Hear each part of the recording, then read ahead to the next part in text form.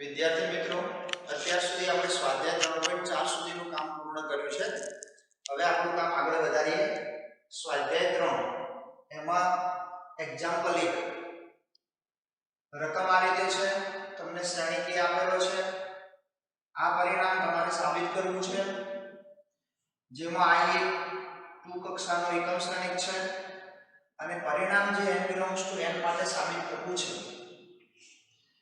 A n belongs to capital N એટલે પ્રાકૃતિક સંખ્યાઓ.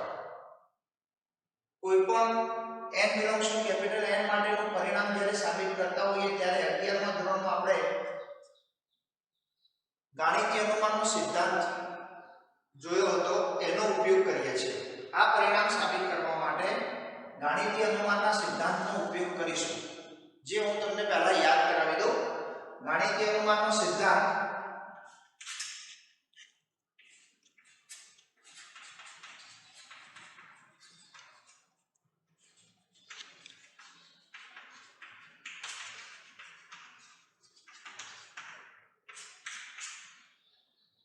જે પરિણામ તમારે સાબિત કરવું છે એને વિધાન Pn તરીકે લઈશું. ગાણિતીય અનુમાનના સિદ્ધાંત અનુસાર વિધાન Pn માટે એક P1 સત્ય બતાવીશું, નંબર 2 Pk સત્ય ધારી લઈશું અને એના પરથી Pk + 1 સત્ય સાબિત કરીશું. જો વિધાન Pn માટે P1 સત્ય સાબિત કરીએ, Pk સત્ય લઈને Pk + 1 સત્ય સાબિત કરીએ તો આપેલું વિધાન પ્રત્યેક n belongs to capital N માટે Pn સત્ય છે એમ કહેવાય. આ ગાણિતીય અનુમાનનો સિદ્ધાંત છે, જેના એક્ઝામ્પલ આપણે 11મા ધોરણમાં ઘણા ગણેલા છે.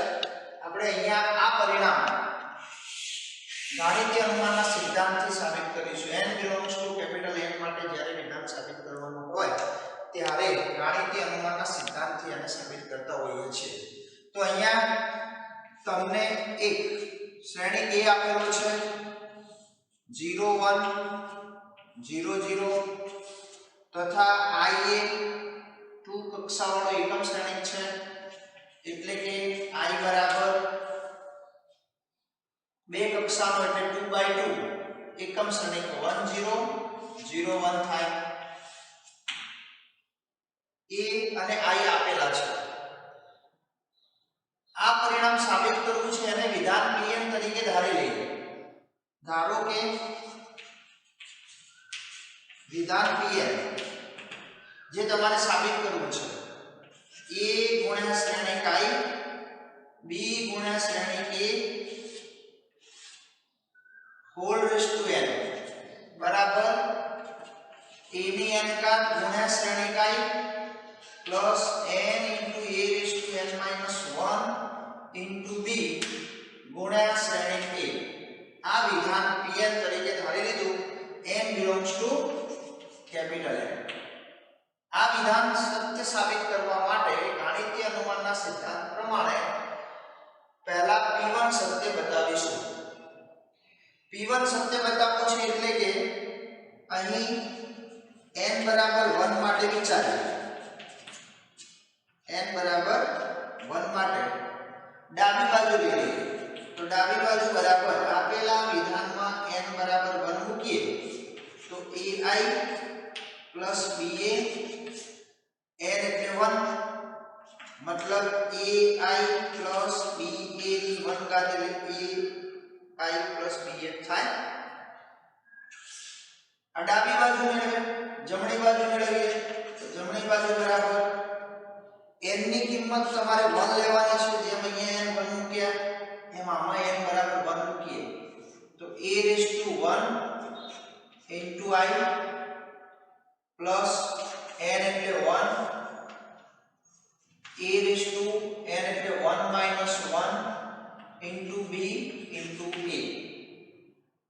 ચાલો a ની 1 ઘાત મતલબ a થશે ગુણ્યા શ્રેણિક I a ની 1 માઈનસ 1 એટલે a ની 0 ઘાત એટલે 1 ગુણ્યા 1 ઇન્ટુ b ઇન્ટુ a એટલે આ ટોટલ 1 થશે ઇન્ટુ b a ટોટલ 1 લખી દીધા ઇન્ટુ b a 1 ગુણ્યા b એટલે તો b a I plus b a થશે. તમે જોઈ શકો છો કે ડાબા અને જમણા સરખા મળે છે ai પ્લસ ba તો માટે ડાબા બરાબર જમણા અને માટે કહી શકાય કે p1 સત્ય છે p1 સત્ય છે. ચલો એક કામ પૂરું થયું. ગાણિતીય અનુમાનના સિદ્ધાંત પ્રમાણે p1 સત્ય બતાવ્યું. હવે pk સત્ય ધારીશું. તો ધારો કે વિધાન pk એટલે વિધાન pn તમે જે લીધું છે એના આધારે વિધાન pk લખીએ તો n ની જગ્યાએ k લખવાના થાય pn છે વિધાન pk લખવું છે તો ai plus ba whole raise to k બરાબર a raise to k into i plus k a raise to k minus 1 into b into a k belongs to n. આ વિધાન pk જે તમારે સત્ય છે એમ ધારી લેવાનું છે.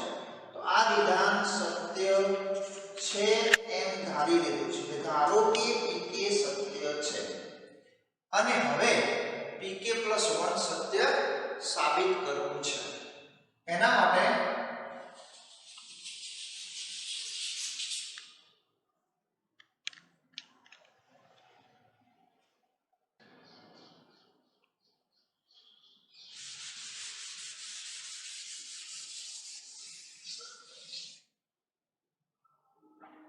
અહીંયા pk સત્ય છે એમ ધાર્યું pk + 1 હવે pk + 1 વિધાન લખીએ જે તમારે સત્ય સાબિત કરવું છે.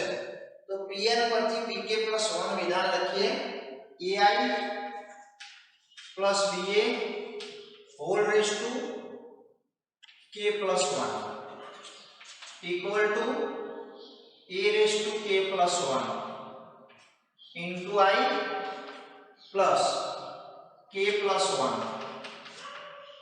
a રેસ ટુ n - 1 છે એટલે n ની જગ્યાએ k + 1 - 1 એટલે ડાયરેક્ટ લખીએ તો k થઈ જાય.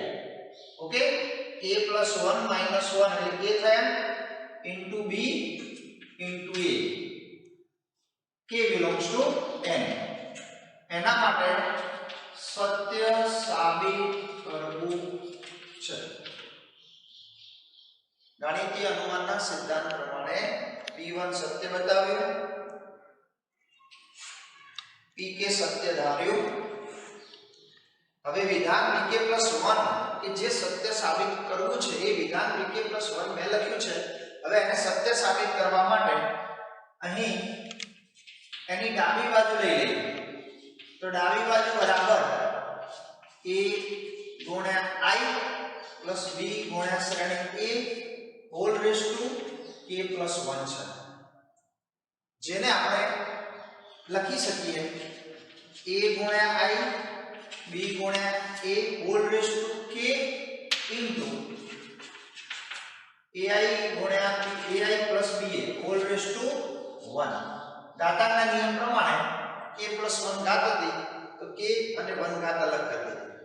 જેમાં pk સત્ય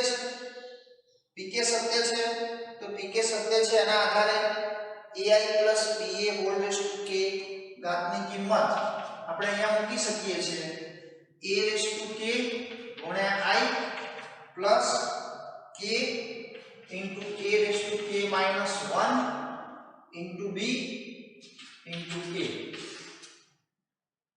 pk સત્ય છે એના આધારે એની કિંમત મૂકી અને બાકી તો ai પ્લસ ba છે જેની 1 ઘાત છે એટલે લખવાની જરૂર નથી. આનું વિસ્તરણ કરીએ તો a રેસ ટુ k ગુણ્યા i નો ai સાથે પછી b ઇન્ટુ a સાથે ગુણાકાર લઈએ चलो पहला आने साथे गुणाकार लिए a raised to k I into ai plus आने साथे गुणाकार a raised to k गुण્યા I b into a એ જ રીતે આનો પહેલા આની સાથે ગુણાકાર તો k into a raised to k minus 1 ba જેનો a into I સાથે ગુણાકાર પ્લસ એ જ રીતે આનો k into a raised to k minus 1 b ગુણ્યા a જેનો b ગુણ્યા a સાથેનો ગુણાકાર ટોટલ વિસ્તરણ કર્યું જેમાં તમે જોઈ શકો છો એકમ શ્રેણીકનો ગુણાકાર આ તો અચળ સંખ્યા છે એટલે a raised to k અને a raised to 1 એટલે a raised to k plus 1 I ગુણ્યા I સ્ક્વેર કે જે ફરી I થશે એ તો આપણે ડાયરેક્ટ લખી શકીએ છીએ એ જ રીતે અચળ સંખ્યાઓ પહેલા લખીએ તો a raised to k into b ગુણાકારમાં પહેલા લખ્યા I ગુણ્યા a બાકીના બે શ્રેણીકનો ગુણાકાર આ વાસ્તવિક સંખ્યાઓ છે અલગ લખી આ શ્રેણીક છે એમને ગુણાકારમાં લખ્યા I સ્ક્વેર હતા એટલે I લખી દીધા છે સીધા આમાં બાકીની અચળ સંખ્યાઓમાં k a raised to k minus 1 અને a raised to 1 એટલે a raised to k બાકી વધ્યા b અચળ સંખ્યાઓ k બાકીની a raised to નો હિસાબ લીધો b લખ્યા બાકીના શ્રેણીક a અને I નો ગુણાકાર છેલ્લા પદમાં k અચળ a raised to k minus 1 b ગુણ્યા b સ્ક્વેર શ્રેણી k ગુણ્યા a એટલે a સ્ક્વેર થશે જેમને આગળ ગણીએ આપણે તો a raised to k plus 1 ગુણ્યા I a raised to k plus 1 ગુણ્યા શ્રેણીક I અહીંયા I ગુણ્યા a એટલે શ્રેણીક a થશે તો a raised to k ગુણ્યા b કોઈ પણ એકમ શ્રેણીકનો ગુણાકાર આપણે કોઈ શ્રેણીક સાથે કરીએ તો જે જે શ્રેણીક જેટલો થાય એટલે એ I ગુણ્યા a બરાબર a થશે એ જ રીતે અહીંયા એમાં આપણે ગણતરી કરવી છે તો ફરીથી આની જેમ a ગુણ્યા I તો a કિંમત પણ a થશે એકમ શ્રેણીકનો a સાથેનો ગુણાકાર 1 થાય હવે છેલ્લે આ a સ્ક્વેર મેળવવો છે a સ્ક્વેર ની ગણતરી આપણે ચેક કરીએ તમારી પાસે શ્રેણીક a આપેલો છે શ્રેણીક a બરાબર 0 1 0 0 છે તો એના પરથી a સ્ક્વેર મેળવીએ જરા એ ગણતરી હું અહીંયા કરું છું a સ્ક્વેર તો a સ્ક્વેર એટલે શ્રેણીક a ગુણ્યા a શ્રેણીક a જે તમને આપેલો છે 0 1 0 0 0 1 0 0 યાદ કરીએ બે શ્રેણીકના ગુણાકારની વ્યાખ્યા આપણને ખબર છે તો એમાં પહેલી હાર પહેલા સ્તંભનો ગુણાકાર 0 આ 1 ગુણ્યા 0 એટલે ટોટલ 0 પહેલી હાર બીજો સ્તંભ 0 ગુણ્યા 1 0 થશે આ પણ 0 થશે ટોટલ 0 થશે એ જ રીતે બીજી હાર પહેલો સ્તંભ 0 આ પણ 0 ટોટલ 0 બીજી હાર બીજો સ્તંભ 0 ગુણ્યા 1 0 અને આ પણ 0 એટલે ટોટલ 0 થશે જે 0 0 0 0 એટલે એકમ શૂન્ય શ્રેણીક O થશે અને એટલે આપણે a સ્ક્વેર ની કિંમત અહીંયા મૂકીએ તો plus k into a raised to k minus 1 into d square a square એટલે શૂન્ય શ્રેણીક O કોઈ પણ શૂન્ય શ્રેણીક સાથે ગમે તે અચળ ગુણશો એ બધા જ ઘટક 0 0 0 થશે એટલે આ ટોટલ શૂન્ય શ્રેણીક થઈ જશે એટલે પ્લસ શૂન્ય શ્રેણીક લખીશું તો બાકી વધ્યા તે a raised to k plus 1 I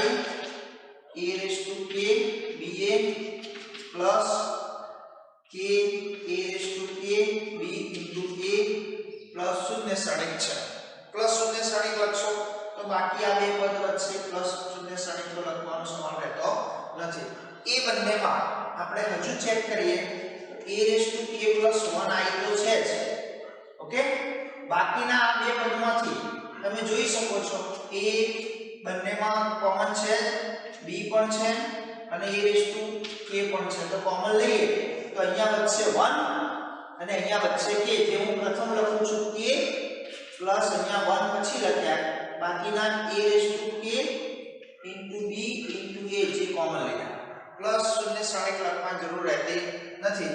તો a raise to k plus 1i plus k plus 1 a raise to k b into a. આ રીતે આપણને ડાબી બાજુ પરથી જમણી બાજુ મળે છે અને માટે કહી શકીએ કે માટે pk પ્લસ 1 સત્ય છે.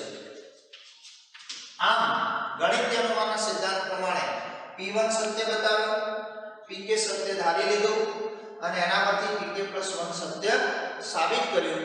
તો આપણે કહી શકીએ આમ આપેલ વિધાન pn માટે p1 સત્ય છે તથા pk સત્ય લઈને pk પ્લસ 1 સત્ય બતાવ્યું. તો માટે પ્રત્યેક n belongs to capital N માટે આપેલ વિધાન pn સત્ય સાબિત થાય છે, સત્ય છે. અને માટે વિધાન pn એટલે કે a ગુણ્યા i plus ba whole raise to n બરાબર a raise to ni plus n into a raise to n minus 1 into ba n belongs to capital N માટે આ વિધાન સત્ય સાબિત થાય છે. આ ટાઈપના બીજા એક્ઝામ્પલ છે કે જેમાં આપણે ગણિતીય અનુમાનનો સિદ્ધાંત ઉપયોગ કરીશું એ પછી ગણીએ.